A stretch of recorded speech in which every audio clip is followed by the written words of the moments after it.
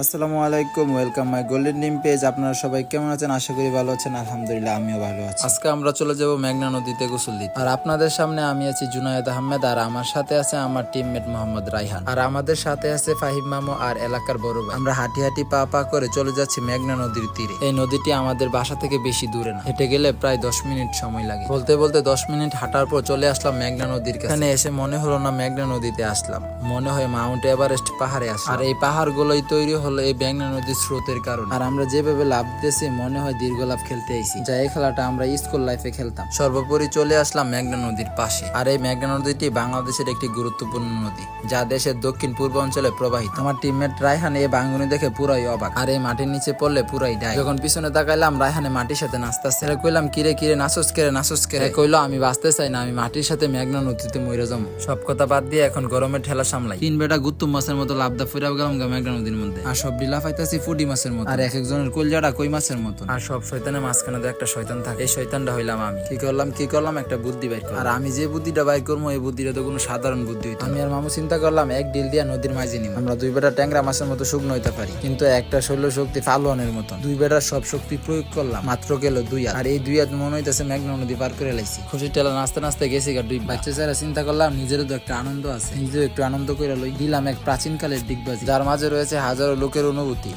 আরেকজনের কষ্টের মানুষরা মেঘনা নদীতে বাসায় দিয়ে যাইতেছে। আবার চিন্তা করলাম স্টিল বুড়ির কাছে যাবো। স্টিল বুড়ির কাছে যাইয়া স্টিল বুড়ি দেখানো যাবো, যেন কোনো কুল কিনারা নাই। আসলে সবটির কই মাছের আপতা, কারণ লোকটি তো ব্রাহ্মণবাড়িয়ার। দেখেন কেমনে সাঁতরাইতেছে কালা ফানির মন। আর আমার এই ফানি দেখে কলজার ফানি মাথা দুইটা গেছে, ডুব দিয়ে দেখি আমার কি জানি টাইনা লয়ে দিতেছে। পরে চিন্তা করলাম তোমরা যাও আমি যাইগা। নিজে বাচ্চা বাপের নাম বাচ্চাই কইলাম আল্লাহ বাঁচাইলা, রোজা রাখছি। আর কিছু বলবো না, পেজটিকে ফলো করে পাশে থাকেন। আর আপনারা সবাই নদীকে ভালোবাসবেন।